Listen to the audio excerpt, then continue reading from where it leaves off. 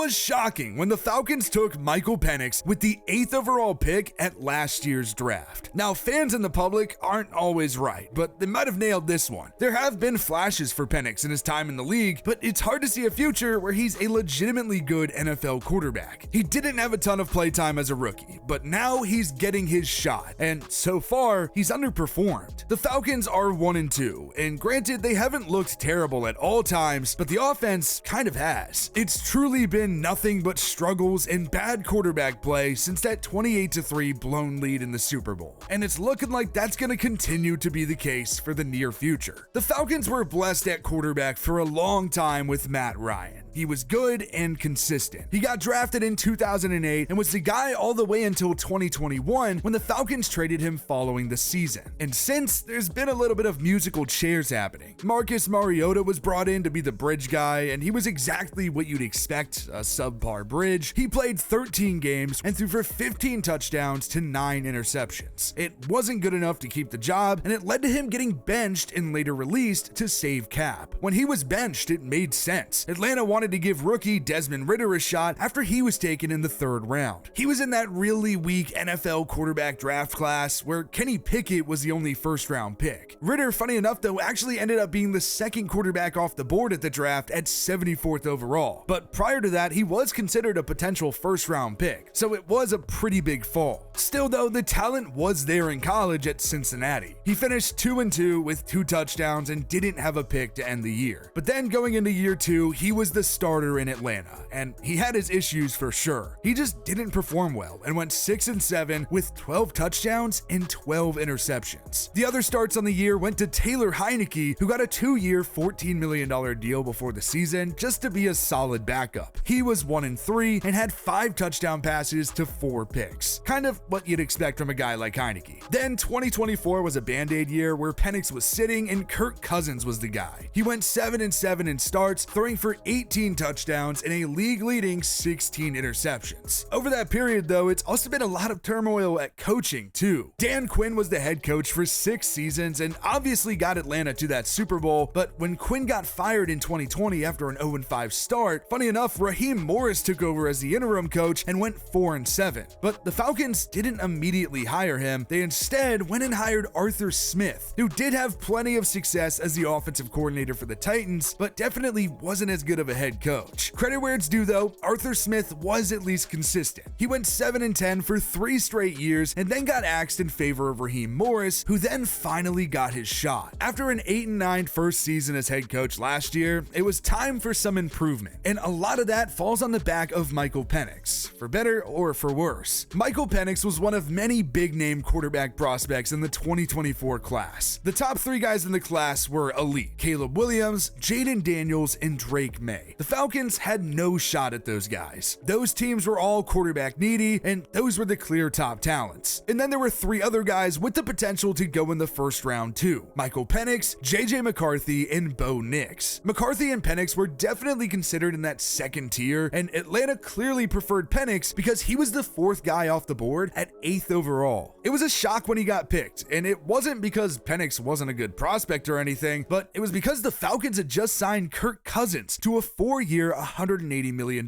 deal. Kirk is now just the backup in Atlanta, and they have to pay out a bunch of money to him because they're starting Penix. I mean, I get having a bridge quarterback, but that's an expensive bridge, and Kirk did start most of the season for the Falcons. Penix got 2 relief appearances, and then finally got his chance to start the last 3 games of the year. His debut came against a bad Giants team, and Atlanta dominated, winning 34-7 at home. Penix threw for 202 yards and a pick, and would go on to throw a single interception in all 3 games. The next 2 weeks, both, funny enough, were overtime losses. The first came at Washington and then hosting Carolina. Penix had 223 yards and a touchdown with a pick against the Commanders, and then 2 touchdowns with a pick and 312 yards versus the Panthers. With Penix starting those last few games, it seemed inevitable that he would start over Kirk Cousins this season, and that was in fact the case. The Falcons started the season at home, having to face the Buccaneers, and honestly, it was an awesome game. Atlanta started off hot. Bijan Robinson took a short pass 50 yards for a touchdown to get it started just 3 plays into the year. He broke away, and the defense stepped up a good bit too. It ended up being tied at 10 at the half. Tampa Bay missed a field goal to open the first half, but then the Bucs took the lead with a Bucky Irving receiving touchdown. But the Falcons weren't going away, and Penix came up big. The Falcons put together a crazy long 18-play, 91-yard drive that took 8 minutes and 46 seconds off the clock, capped off by a 4-yard Penix rushing touchdown to tie the game. But that's a lot of time to get something going, and the Bucs did it fast. Baker hit Emeka Egbuka for a 25-yard touchdown to go up 23-20 with just 59 seconds remaining. It really did feel like it was kind of a coming out party for Egbuka in his debut, with 4 catches for 67 yards. Still, Penix gave Atlanta a shot and got it in range for a 44-yarder for Younghoe Koo with just 6 seconds left, but unfortunately it went wide right for a Buccaneers win. Penix threw the ball a ton in the loss. He completed 27 of 42 passes for 298 yards and a touchdown. Bijan alone had 100 of those yards and a tutty on 6 catches. The run game, though, was a bit non-existent with just 69 total yards, but the pass game was definitely working. The next week came on the road at the Vikings, and the Falcons just took care of business, especially on the defensive side of the ball. They didn't allow a single touchdown and went on to win 22-6. The Falcons might have dominated on defense, but they also only had a single touchdown, and it came when they were already up by 2 scores with 3:22 remaining on a Tyler Algier rushing touchdown. That game was honestly just a big showing out for John Parker Romo, who was 5 of 5 kicking. He got brought in for the week because of Koo missing that game tire, and that was just really cool for him. He clearly earned that job, and Koo was released later on. Penix didn't do much in the matchup, but he also didn't make mistakes. He was 13 of 21 for 135 yards. Bijan Robinson was really the story of the Falcons offense, and I feel like we're going to be saying that all year long, or as long as he's a Falcon. 22 carries, 143 yards on 22 rushes. Algier even added 76 yards on 16 carries. So through the first 2 weeks of the season, the Falcons were looking pretty solid. You could argue that the Falcons could have won week 1 or at least gotten it to overtime, and the Vikings have looked good with wins against the Bears and Bengals. The concerns, though, all started rolling in after week 3. Michael Penix already hadn't done much as a passer this season, but he was legitimately bad against the Panthers, and frankly, so was the whole team. There's no sugarcoating it, the Falcons got flat out embarrassed by the Panthers 30-0. Carolina was 0-2 coming into the game as well. After securing the job the week prior, John Parker Romo missed 2 field goals, and the Falcons allowed 3 touchdowns, including a terrible pick 6 to Chaw Smith-Wade. It was one of 2 Penix interceptions on the day. He finished 18 of 36 for 172 yards and those 2 picks. They just couldn't get it going on the offensive side of the ball. Bijan Robinson was still decent and rushed for 72 yards on 13 carries, but it was an ugly loss, and even worse, Penix looked terrible. It got to the point where they just turned to Kirk Cousins and let him finish out the game and went 5 of 7 for 29 yards. No, there's no controversy there. Michael Penix is the starter. They drafted him last year for a reason, and they gotta ride him out, but it's still a crazy decision looking back whether he works out or not. It's still very early on for Michael Penix, but it's getting harder and harder to be extremely optimistic. He could turn into a good NFL game manager, but it's hard to find a scenario where he's anything more than that.